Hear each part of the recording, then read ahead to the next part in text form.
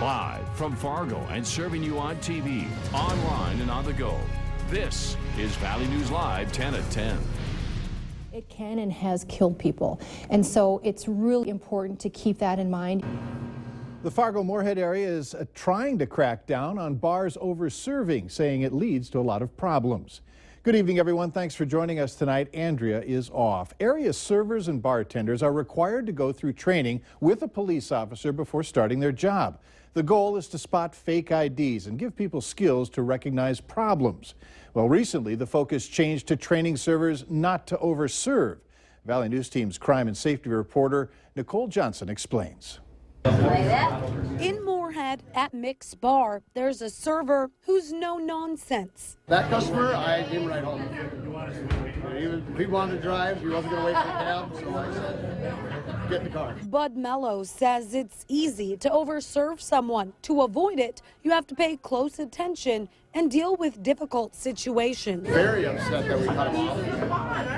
He threatened to wait outside and beat somebody up because he was serving. Mello says some area bars are known for overserving, and that's a problem when it leads to fights. There is a certain amount of responsibility that is put on a server if they do overserve someone, especially if it results in someone being injured or killed.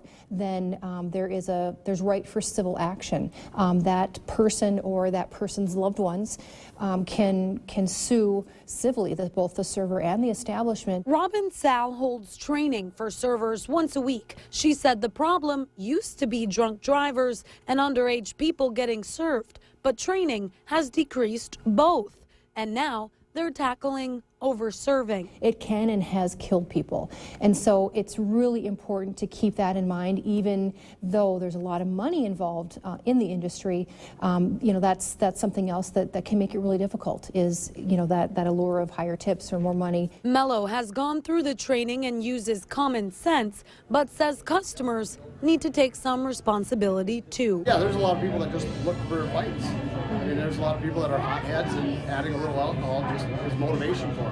In Moorhead, Nicole Johnson, Valley News Live. Now, the training is part of the alcohol abuse prevention program. That includes random compliance checks and a program where DUI offenders must listen to victims of drunk driving crashes speak. Bond has been set at $500,000 for a 40-year-old Fargo man in connection with an early Tuesday morning shooting in Grand Forks. Otis Maxwell has been charged with attempted murder, robbery, and aggravated assault. He's in jail right now.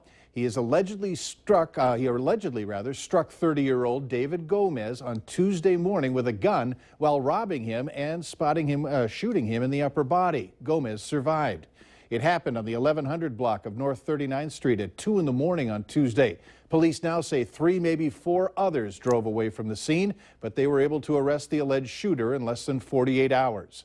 Police are still searching for 2 women that may have been with Otis Maxwell at the time of the shooting. If you have any information about this case, you are asked to contact police. UND's police department is seeking your help in identifying some males related to a burglary that occurred on Monday. We want to show you some pictures. The department is asking if you have any information on these individuals, you are asked to contact Sergeant Danny Weigel by phone or email.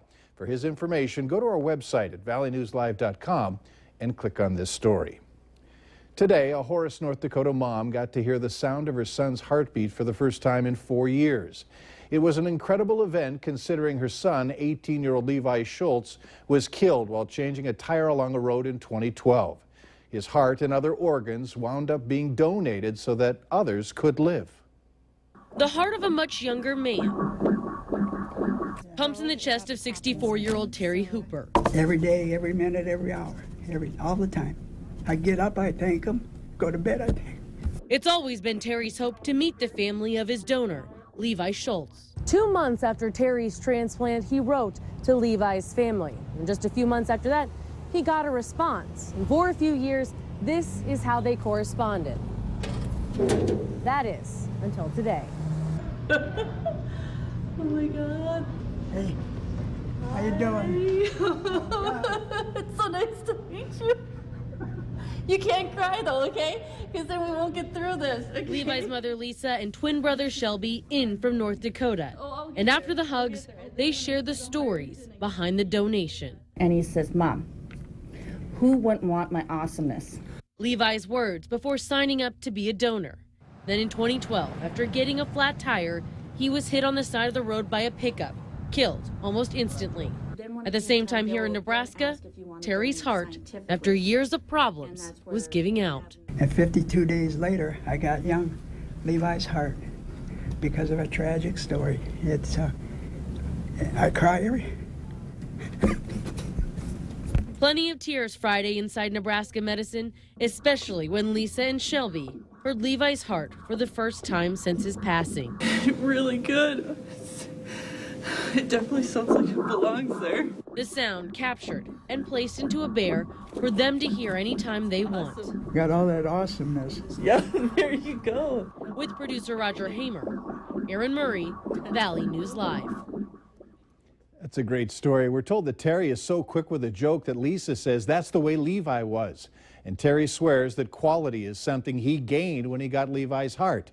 But that wasn't Levi's only donation. He donated most of his organs, skin and eyes, in total helping close to 60 individuals. In other news tonight, area veterans met with Senator John Hoeven and a top VA official today from Washington to try and iron out problems surrounding needed help. It's an update to a story we brought you earlier this month where a local doctor's office says that they often have to sit on the phone for up to 4 hours a day trying to fix problems. The issues are with HealthNet, a third-party company contracted with the VA to deal with scheduling and billing. While their representative would not do an on-camera interview, Senator Hoeven talked about the need to fix these problems now. You're hearing about situations where they're going through very difficult health conditions. They're having to wait, they have pain, they have difficulty, they're not getting the care because of this red tape, this bureaucracy, these compliance problems. We got to cut through that. U.S. Senator Heidi Heitkamp is also aware of the issues with using HealthNet, and she says that she's also working to try and fix these problems. Republicans from all across the state of North Dakota are in Fargo for their statewide convention. Valley News Team's Krista Baim spoke with delegates who are focusing on who will be the next governor and the President of the United States. Signs, stickers, T-shirts, and even tattoos. What made you decide to get this? I'm dedicated. Worn by the 1,800 delegates here for the GOP convention. For some, it's their first go-around.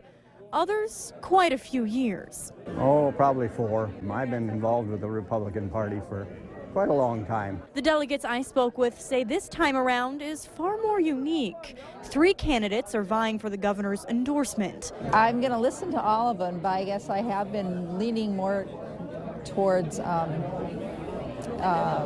Attorney General Stenjum. There's positive points from each one, and I'm trying to digest what focus I want to follow up to see which way I'm going to lean toward. And then there's the presidential race. Well, it's been real interesting, especially the presidential, as everybody knows. North Dakota will send 28 unbound delegates to the Republican National Convention in Cleveland in July. That could play a major factor in the race, just the way it is going this year. The big thing that's different about it is we need to get in a Republican into the presidency, and this is just kind of a small support. I've got problems and positive feelings toward each one. A decision many I spoke with still haven't made, hoping the weekend convention helps them decide. In Fargo, Krista Baim, Valley News Live. The delegates will get a chance to hear presidential hopeful and Texas Senator Ted Cruz. He's set to speak tomorrow at 1 o'clock. Retired neurosurgeon Dr. Ben Carson will address the delegates on Sunday representing Donald Trump. Stay with Valley News Live and valleynewslive.com for developments. A historic breakthrough has been made in the United States Congress in the battle against human trafficking. North Dakota Senator, U.S. Senator Heidi Heitkamp has been pressing to hold the website Backpage.com accountable for its part in enabling online sex trafficking. The senator commended her colleagues for stepping up and voting to launch civil contempt proceedings against Backpage.com. She says the website repeatedly refused to comply with subpoenas and investigative efforts. Heitkamp says the website is used by perpetrators of human trafficking looking to buy or sell victims, adding that law enforcement in North Dakota has used the site to find and arrest those committing the crimes and to identify the rescue potential victims. It's an issue Heitkamp cares deeply about. Horrifying to think of what people go through, what especially children go through, but it also is gratifying to know that we've raised awareness, that we've started talking about this problem. The senator adds that this is the first time in more than 20 years the Senate has held anyone in contempt of Congress. She hopes that as a result of this, they will see voluntary compliance from Backpage.com.